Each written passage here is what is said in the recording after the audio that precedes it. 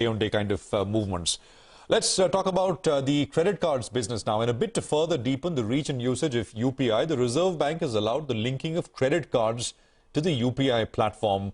What does this really mean? How will this work? And what's the opportunity? Mohan Amara is Managing Director and Chief Executive Officer at SBI Cards. He's joining us right now with some perspective. Thank you very much, sir. Great to have you with us here. Good morning, Prashant this side. So, making credit cards available through the UPI network, can you explain to our viewers what exactly is the proposal? How will it work? And then we can get into, the pluses and the negatives. Go on, sir. Yeah. Good morning, Prashant, and thank you for inviting me to the show. Yesterday's development is a positive development, particularly from a customer perspective. Hitherto, when you want to be on UPI, you have to link your deposit account, either a savings account or current account, and you have to pay immediately. You will be drawing your own balances in the deposit account. But now with this, a RuPay credit card can be linked to UPI with an option to spend and pay later as per the billing cycle of the credit card. So that way, it improves the convenience of the customer. It enhances options available to the customer. So typically, small value transactions, I think predominantly UPI is used or cash is used. I think there is a likelihood of them also moving to credit card once this integration is in place. So, Mr. Rao, if this is extended and SBI cards, etc., also come into the fold, so I can use my UPI ID to make the payment. I don't need the plastic with me to swipe and make the transaction. Is that what this means? Absolutely. Okay. It's an online transaction kind, practically. Yeah. Okay. But the issue with credit cards has been MDR, right? UPI, the benefit, the great advantage has been the convenience. Of course, what the RBI wants is to join and link the two, but just come in on that point. Yeah, you are right, Prashant. That way, credit card is uniquely placed as compared to a debit card or a kind of using UPI and operating on the deposit account. In as much as free credit period is there, which is actually funded by the card issuer. So obviously, that has to be taken into account in terms of pricing. So zero EMDR cannot be the situation, but that can be the expectation. But the reality is like the issuers have to be defrayed for the cost of funding. So I think total pricing structure will have to evolve now. I think we are expecting that consultations will begin between the industry and NPCI. Where we are confident that some kind of structure will come out which balances the interest of all the stakeholders. Okay. So for now, Mr. Amara, good morning. You've said that it will improve the convenience and enhance options of spending for the current users, right? But I think the larger theme is to get more people into this space. So will it eventually increase card spends and increase the number of customers? Are you looking at that for the industry and any kind of numbers that you can share with us? I think, as I said, generally the consumer behavior is not to use the card for a very, very low value transaction. So to begin with, at least for the existing customer base, will start using it. But eventually, some use cases can come out of this entire integration with UPI, where players can figure out as to how do we attract even the new customers. Right. Since we're talking about spends, right? Card spends, and of course, in the last quarter, at least in April, there was a decline in spends at the industry level, which was a negative surprise because there was a holiday season as well. So one would have assumed that spends would go up. Can you tell us what the outlook is over the next couple of quarters? Because in general, ever since this whole digital payments process has started, at least on a personal level, I've stopped using my own credit card because it's just easier, I guess, with digital payments now. Can you tell us what is the outlook on spends per se? Actually, when we look at April spends and compare the run rate vis-a-vis the March, actually the run rate remains same. Like March has 31 days and April happens to be 30 days. That way, the run rate wise, it remains the same. Even the category wise also, while there are inflationary pressures, etc., which can potentially or theoretically impact a kind of discretionary spends. When we studied our own spend behavior across the categories, we haven't seen any letdown in or any slowdown in the discretionary spends. Particularly when we look at like a last quarter, March quarter, The segments like travel and entertainment were subdued, but which have seen a strong revival, strong comeback actually in the last 2 months. So we are hoping that actually the spend momentum, whatever is there, it will continue. And to share one data point, like the credit card industry spends have actually crossed 1 trillion both in the month of March as well as April, which used to operate around 65,000 crores per month, maybe a year back. So that way, the industry has seen a kind of wide adoption of credit card, and it has seen actually a good growth in the spends.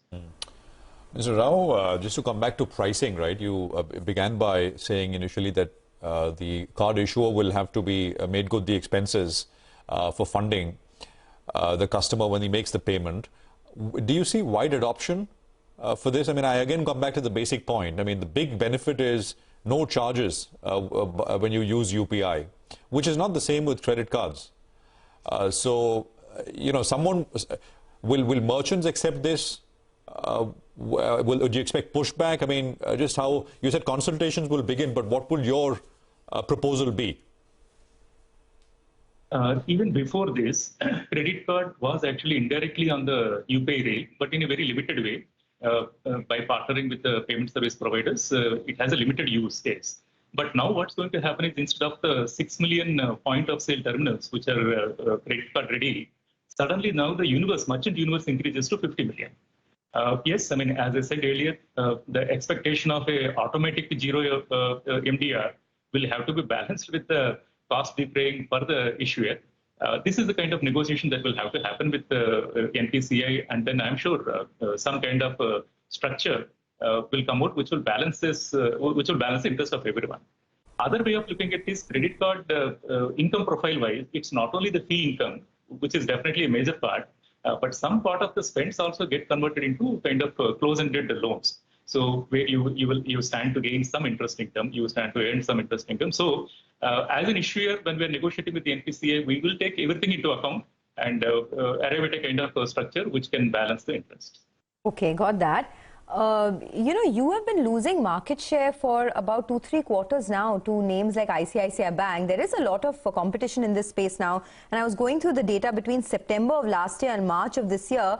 SBI card added about 1.36 million, while ICICI Bank added 1.5 million, Axis Bank 1.7 million. So there's really competition heating up. What are you doing to retain your market share, say, over the next 6 to 12 months?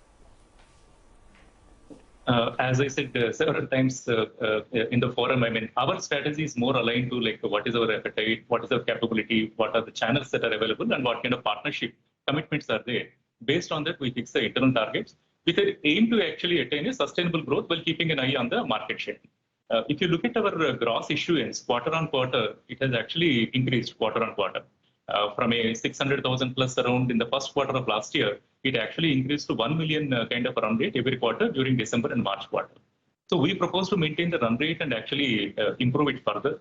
Obviously, market share is also determined by the net growth. It's not only the gross issuance, the net growth. So we're also simultaneously looking at how do we ensure the leakages by way of surrender of cards, so which can actually result in a increase in the net growth. So we will finally always look at like what options we want to give to the customer, what products we want to launch, and how do we meet the aspirations of the customer. So this is a continuous journey. Okay, got that. One good thing is the credit cost has declined quite a bit. The restructured book is also at just about 1%. Do you think the worst of the stressed asset situation is over for SBI Card? We have been demonstrating a kind of quarter-on-quarter improvement. In fact, the Q4 credit cost alone on a standalone basis, when we look at, they're almost like accounting for a one-time kind of reversal in the provisioning. It has actually come down below even pre-COVID level. This has been on account of the share of RBI portfolio coming down gradually, which is now just around 1%. Even the whatever portfolio remained, they are all performing. So the RBI related stress has significantly has come down. And the BAU portfolio is behaving. Our collection efficiencies in BAU are almost on par with pre-COVID. Given the current external environment, we don't see any major stress on the credit cost. We will continue to maintain the credit cost in a band what we were operating during the pre-COVID period. Since we are talking about competition, sir, one last question before we let you go. Not just from other banks like ICICI Bank, but also because of fintech companies, new age fintech companies that are using the digital payments route. There has been a lot of competition from that side as well. Are you looking to collaborate, because that may be perhaps the only way to survive in this fintech space? Any new collaborations that you'd be looking at? And what do you see as the triggers, the growth triggers for the company going ahead? We have some ongoing partnerships with some of the fintech players like the Paytm, Vola kind of players, where we are looking at a kind of segment of customers like a new to credit card. That means they don't have a bureau history, but they have some financial transaction profile. So with the benefit of these partnerships, we have the capability now to consume this alternate data and underwrite these customers. So we have gained a fair amount of confidence. The numbers from these partnerships, while they're still low, they have been steadily increasing. So one thing is, from a unit cost perspective, earlier we were limiting ourselves to maybe a 25,000, 30,000 per card kind of limit. Now with the digital channel, which we are building now, we have the confidence that we can actually go up to maybe 15,000, 20,000 also. So that confidence is coming only because of our confidence in the lowering the cost of acquisition, because traditional channel, the cost of acquisition is high. So that is giving us the confidence. So these are all the various measures that are in place to ramp up the volumes and to be in the game.